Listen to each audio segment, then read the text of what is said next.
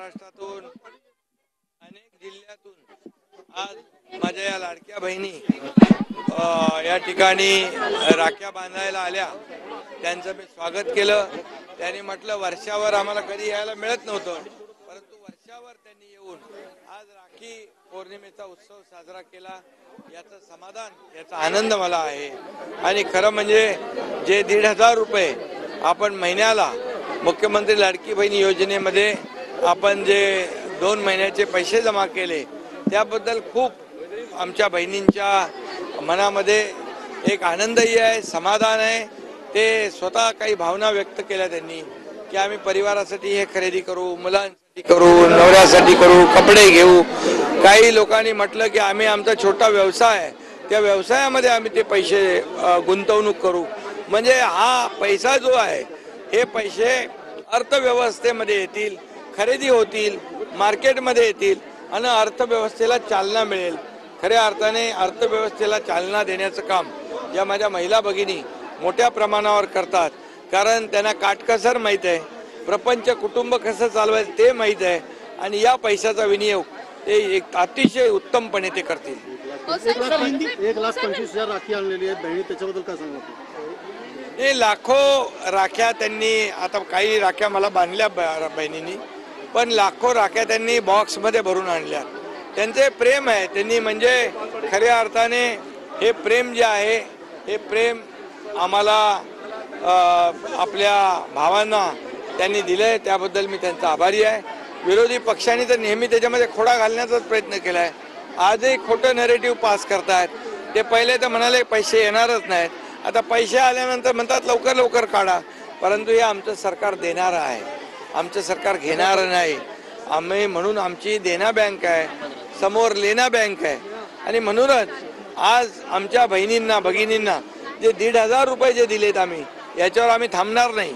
या 1,500चे जशी जशी सरकारची आर्थिक परिस्थिती मजबूत होत जाईल, तसे तसे हे माहेरचा आहेर जो आहे, हा 1,500ची रक्कम वाढत जाईल आणि वाढत वाढत माझ्या बहिणींना ते पैसे व्यवसायामध्ये उपयोगी पडतील आणि या माझ्या बहिणी या लखपती झालेल्या आम्हाला पाहायच्या आहेत, हे आमचं स्वप्न आहे। बस। उपमुख्यमंत्री देवेंद्र फडणवीस यांनी असं म्हटलं आहे की मराठा आरक्षणाचा निर्णय घेताना जर मी थांबवलं असेल तर मी मुख्यमंत्री पदाचा राजीनामा देणार आणि सगळं राजकारण देखील सोडून संन्यास घेणार। बिलकुल त्यांच्या म्हणण्यामध्ये तथ्य आहे, वस्तुस्थिती आहे। कारण मराठा समाजाला आरक्षण आता देताना मी देवेंद्रजी आणि अजित पवार आम्ही तिघं एकत्र बसलो आणि विशेष अधिवेशन आम्ही बोलावलं। प्रत्येक मीटिंगमध्ये या ठिकाणी देवेंद्रजी होते प्रत्यक्षपणे आणि जो आपण मराठा आरक्षण देण्याचा कायदा जो केला, त्यामध्ये देवेंद्रजींची मोठी मोलाची भूमिका होती आणि आमच्या अजित पवार देखील यामध्ये सहभागी होते, अख्खं मंत्रिमंडळ आमचं सहभागी होतं। आणि त्यामुळेच आपण जस्टिस शिंदे कमिटी गठीत केली। मराठवाड्यामध्ये मनोज जरांगे पाटील यांच्या मागणीनुसार आम्ही कुणबी प्रमाणपत्र ज्यांच्या नोंदी होत्या ते देऊ लागलो। ते दिल्यानंतर जे सुविधा होत्या, जे मराठा समाजाला ज्या सवलती होत्या ते देण्याचं काम केलं आणि मराठा समाजाला आरक्षण जे 10% देण्याचा निर्णय आम्ही घेतला, तो आज कोर्टामध्ये।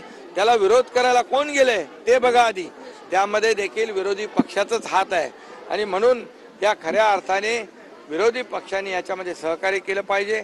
आणि यापूर्वी देखील जेव्हा देवेंद्रजी मुख्यमंत्री होते, त्यावेळी देखील मराठा समाजाला आरक्षण देण्याचं काम त्यांच्या नेतृत्वाखाली झालेलं, त्याही मी कमिटीमध्ये होतो। त्यामुळे देवेंद्रजी मराठा समाजाला विरोध करतायत असं म्हणणं पूर्णपणे